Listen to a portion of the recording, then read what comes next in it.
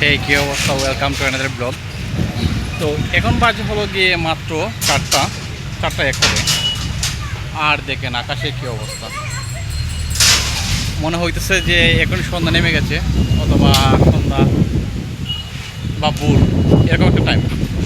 কিন্তু আসলে এখন এটা হলো গিয়ে কালবৈশাখীর জ্বর যেটাকে বলে। একটু আগেই ছিল মানে অত রোদ। আমি দুপুরে একটু বাইরে গেছিলাম, তখন প্রচুর পরিমাণে রোদ ছিল, যাতে জানতে অবস্থা শেষ ছিল। আইসা মাত্র মনে হয় 1 ঘন্টার মতো হবে, 1 ঘন্টার মতো হবে। তারপরে এই মুহূর্তের মধ্যে দেখেন কি হয়ে গেছে, চারিদিক অন্ধকার। আসলে অনেকদিন ধরে বৃষ্টি হয় না।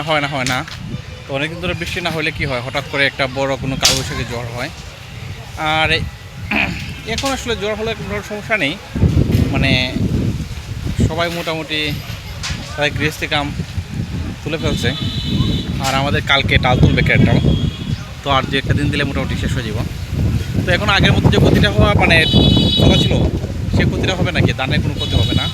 জাস্ট আপনার ধানের যে কর আছে সেগুলো একটু হইতে পারে।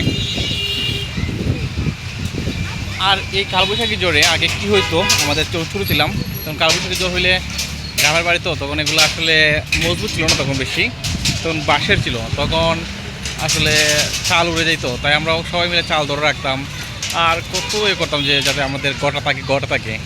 আমরা না, সবাই ছিল। তারপরে কেউ আপনার ডুল করতে বাজাইতো, দোহাই দিত, যাতে কোনো কিছু ক্ষতি না হয়। আর শহর হলে তো এটার সমস্যাটা নেই, শুধুমাত্র আকাশের অবস্থাটা দেখার জন্য আমি আসছি, বের হয়েছি। আমি যদিও ছাতা নিয়ে বের হয়েছি, যে ভাবলাম যদি বৃষ্টিটা হয়ে যায় তো আমাকে তো আসতে হবে। তাই ভাবলাম একটা ভিডিও করে আসি, আকাশে কী অবস্থাটা দেখি।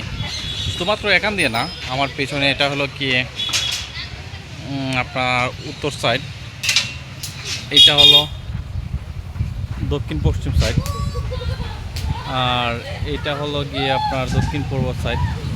তো সব দিকেই অনেক সময় আছে যে কোনো এক সাইডে আসলে আপনার প্রচুর পরিমাণে দিনে আবার ঝিলিকো মারে। আসলে বজ্রপাত যেগুলোকে হয় ওগুলোকে আমরা ঝিলকি বলি, দিনের ঝিলকি। সবচেয়ে পশ্চিম সাইডে দেখেন আমার কী অবস্থা, পশ্চিম সাইডের অবস্থাটা দেখেন, যেটাকে একেবারে পুরা কালবৈশাখীর জ্বর। আর এই দিনে আসলে এখন ঝড় বৃষ্টির দিনে আসলে বাইরে সাবধানে বের হতে হয়, কখন জানি আবার দুর্ঘটনা ঘটে না যায়। তো আমার যে আসলে দক্ষিণের সাইডগুলা, এইটাতে দেখতে পাচ্ছেন আসলে প্রচুর পরিমাণে কালো। এই দিকটাতে আসলে বেশি, আবার এই দিকটাতে আছে, তো অবস্থা খারাপ। তো বেশি সময় থাকবো না, তাড়াতাড়ি চলে যাবো। কারণ হলো কি বাপ। তো ধন্যবাদ সবাইকে, ভালো থাকবেন সবাই।